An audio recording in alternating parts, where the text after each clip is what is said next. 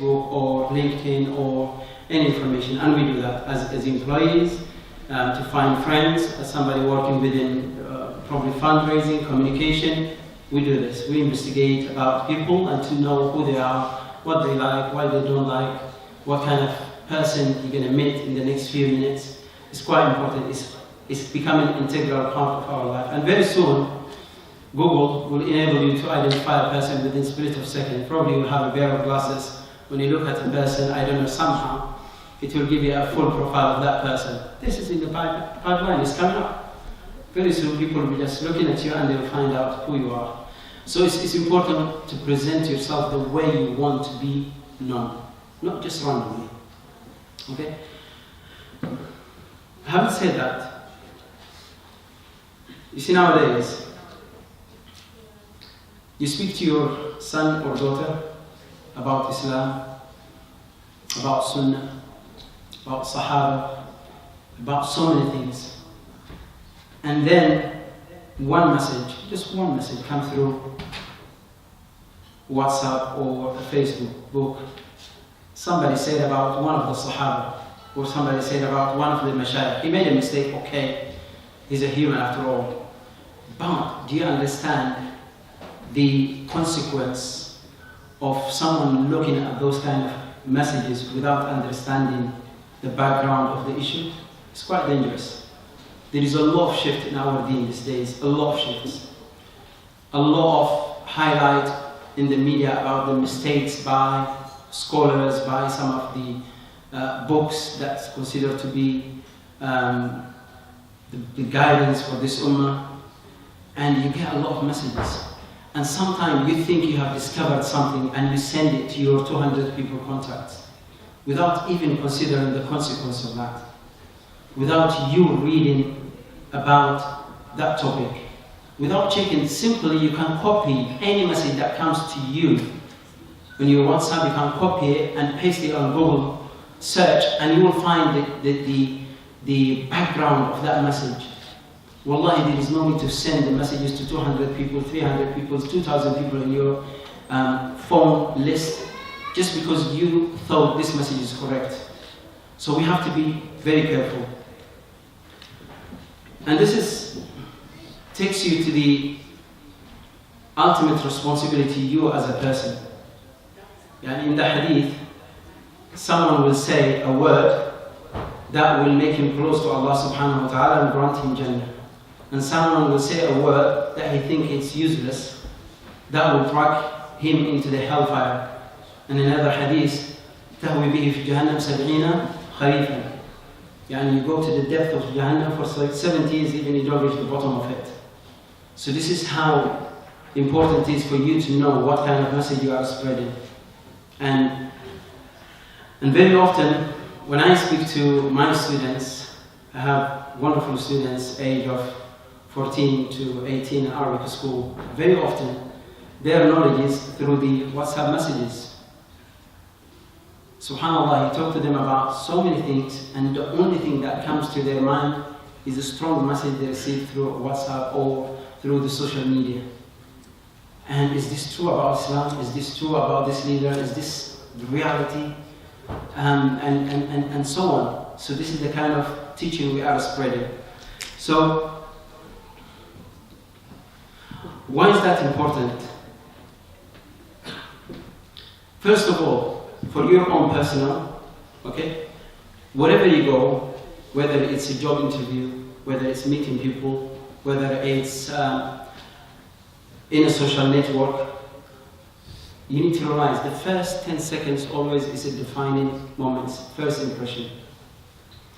And funny enough, when these days, for instance, when you apply for jobs, I used to handle like between 300 to 500 CVs every day. There was a time when we used to look at so many CVs. And these days, it's obviously the engine is taking over. And I'm going to give you a little advice on how to deal with these CVs. And what we used to do is amazing. You've got 500 CVs and you only have 10 or probably 20 minutes to decide the 20 CVs that you have to properly check. The rest, it has to be at glance, just quickly. So it takes literally it takes about 3 to 5 seconds to check a CV.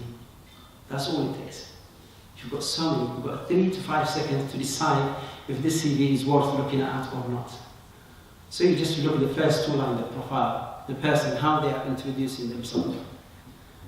So when you see similarity, I am an enthusiastic person, keen, hard-working, the same thing that people copy and paste, you just put the CV to side quickly. And then you look at the layout, you just put it to side. You look at the font, and you see the font are like not organized, just put it to the side. You see somebody so proud of their picture, they put the picture, and then after the picture, it's just, you feel there is no substance, or you put it to one side. So there are so many factors in your head, just quickly.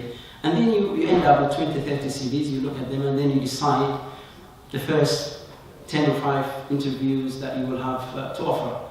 So it's the same thing as well when people invite you for an interview. It's what kind of image you are presenting to that person. The first 5, 10 seconds, the way you shake people's hand, the way you conduct yourself, the way you dress, the way you smile, the way you bring yourself to the forefront, it all counts in the first 10 seconds. And it's the same thing when you go in a meeting and you hope from that meeting to make a good connection, to have good friends, to have a good network. It's the same thing how you're presenting yourself. Are you presenting yourself as someone who is looking support and help from people, or somebody to add that has substance, have something to contribute? And it's always, remember, the upper hand is always better, as indeed in the hadith. اليد العليا خير من اليد السفلى. Okay, the upper hand is always, wherever you go, if people feel that you are here to contribute, is much better concept that you are here to seek help. So even if you are there to offer yourself an employment, you can always introduce yourself as somebody who can add something to the company, who can add something to the organization, who can add as a volunteer something extra to that group. You always have that habit of introducing yourself as a positive person. It makes huge difference. Rather than somebody's coming to you, what's your name? So and so. Why are you here? Well, I haven't got my chances. It's been like 5, 6 years. Already you're telling them you've been a failure for 5, 6 years, for 10 years, and you don't know what to do. And that person probably has got only a few minutes to decide among the groups around them who to pick up, or who to communicate with, or who to build network. Very often in universities, universities will invite companies in project management, in other areas. People come and give talk. And when they give talk, normally after the talk, they will just have a chat quickly with the students. And you don't know how the impact of that is quite great. Because very often they are, in their mind, they might be inviting 1 or 2 persons to take part in their probably recruitment, or probably some kind of work experience. That could be the way for you. So your image and how you introduce yourself, very, very, very important. Recently I met a young man, and subhanAllah, when he met a company, he finished his schools or education outside UK, and he was here, and he met this company. The way he was presenting himself to this company was, yes, I have an education outside UK, but I'm able to do 1, 2, 3 if you give me a chance. And the company was, okay, we haven't got employment, but if you can do 3 months of work experience with us, we'll give you a chance. Trust me, that person, within a few weeks, he was offered a job. Within a few months, he quit that job and went to Cambridge. He did his master. Within a couple of years, he was working in New York in some of the biggest companies, and then he was employed here with one of the biggest companies. His attitude is the same. When you meet him, the first thing you feel about him, he's a person who's going to add something. When you talk to him about problem, he talks about solution. It's kind of becoming part of his genes. That you tell him we have a problem with our community, and immediately we think, what is the problem? Or communication. Okay, there are plenty of platforms. Why people are not thinking about platforms? You can do 1, 2, 3, 4. He's always positive. If you tell him about problem, he's not going to pack you up and say, yes, we have problem and we are failure, the community is not doing enough, young people, they are lost, our generation. He's not that kind of person, wallahi. You talk to him so pleasant, wallahi, that person. You tell him a problem, he will just change it quickly to, okay, it's a challenge and we can all face it. We can do something about it. Rather than you moan, the other person moan, and then within the next few minutes, you put yourself in a situation where you feel you are a failed person, you are a failed community, you are a failed group. And this is quite often, by the way, in our community. I know we have some brothers from outside the Eritrean community, but the majority are here, Eritreans. We have that problem. We always talk about the issue that we have, and then before we know it, within few minutes, not hours, within few minutes, you're talking about a failure. You're talking about a failed community. You're talking about the young people are able to do this. Our generation didn't do this. Our parents didn't teach us, didn't give us the chance, didn't pass us the legacy. And then what's the outcome? Everyone is disappointed. And there is nothing you can do about it. There is no action plan. There is no encouragement for anyone to step ahead and do something different. And you end up going into the same circle. I don't know if brothers here, they know the groups from Pen and Paper in Sweden. They are young people, they set up organization. They happened to visit the refugee camps in Sudan, the Eritrean refugee camps. You know what, when they came back, they did not think about the issue as a problem and we are here and there's not much we can do or we can donate little money. Wallahi, they were all young, they were all 18, 19 years old at that time. Or even younger, I think they were 17. When they came back, they just said, what can we do? What kind of help we can bring to those communities?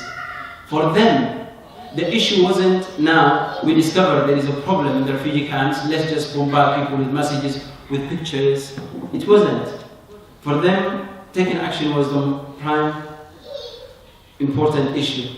So they ended up setting organization just simple. What if we can provide a school with pen and paper?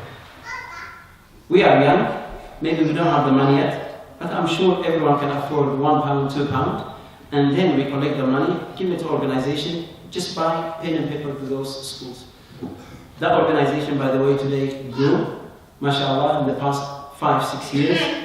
They are all professionals working in professional field, and mashallah, they are funding a number of schools today. They fund books, they fund teachers' salary, they fund a lot of programs. This was simply for them just spreading the news that there is a problem. That wasn't the issue. That's easy to be done. It's easy always to pass information about issue that's happening around you. It's easy to pass information that there is a sister who took off her hijab. It's easy to pass, look at this young Muslim, he did this and this. Wallah, it's easy. Look at our youth, what's happening to them. Send a message, click. In Indonesia, this is happening, click. In Malaysia, this is happening, look, click. And subhanAllah, you are consuming your time with passing messages that have nothing to do with your group, with your community, with your society here. You receive messages about things, wallah, so far from your influences, and yet you have the time to pass that message to 200, 300, 500 people. By the way, I don't think the world today is much worse than it was a few years back. But what's happening today is we're getting the news much faster. If a crime happened in Newcastle, within 1 hour it's in your hand. This was 1 hour, now it's within a few seconds. You get it? A sister's hijab was pulled in Glasgow. You get it within 5 seconds. There is a crisis, there is a problem. Pass that message quickly. And yet you forget, mashallah, you are in Birmingham, they have the freedom to go to pray Fajr anytime. You have so many mosques that, subhanallah, praying Fard in masjid probably in Birmingham become like obligatory because masjid is around the corner, you have no excuse. And you forget all the blessing that we have. One incident somewhere, it overshadowed everything that's happening. To overshadow all the mashayikh, all the scholars, all the hard work by the imams, by the volunteers they are doing. You forget all that and you just repeatedly send a message that's one negative incident that happened somewhere. Yes, you need to raise awareness, but we need to have a balance. We cannot knock off our community. I know one sister, wallahi, one young girl, who only a few weeks ago, she removed her hijab. The reason? Because one of the boys in the school, and it happened to be a Muslim boy, pulled her hijab. Now she's afraid. Maybe the people around her did not handle the whole situation correctly. But this girl, she's only 15. And she's terrified. This young man, for whatever reason, what he was thinking, Allah knows, he pulled her hijab in front of everyone, and everyone laughed. Yes, the school took action. He was punished. He was there was a procedure was followed, and everything was done correctly. But the issue is, probably she wasn't given the right advice, and probably the message was spread around about her being laughed at rather than trying to deal with the main situation. So spreading all this irresponsibly, Wallah Azim, does not help our society at all. Does not help. There's so many good things happening. And our young people, they deserve all the opportunities that's available. And this is what we need to do. The other thing is, the more good messages spread around, it has impact on the people around you. It's quite easy to influence people, whether it's negative or positive. And throughout our history, if you read philosophy, it's amazing how social sometimes the entire nation shaped because of someone had an idea of how to shape the entire society, how to engine a whole society, how to create a whole system that can keep the poor people poor, rich people rich, people in power. You don't understand it, but it is something that we follow blindly. We follow blindly. And you will be surprised when people with knowledge and skills and experience and who did study history, and they present to you why we are in this situation, you will be surprised. A simple concept, for instance, for the majority of our society, being a poor is an accepted concept. You are a poor, then what is the positive being a poor? And that's what we feed our mind and probably the children's mind. Being a poor, it means you are ahead in Jannah. Being a poor, it means you are loved more by Allah, by the Prophet. Being a poor, no. Poor is a status. There is qadar, but there is element of effort as well to come out of poverty. There is an element of effort and hard work to come out of poverty. And you cannot accept that your situation, this is your destination. You are 18, 19 years old, you came from a poor family, that's your destination. It's not.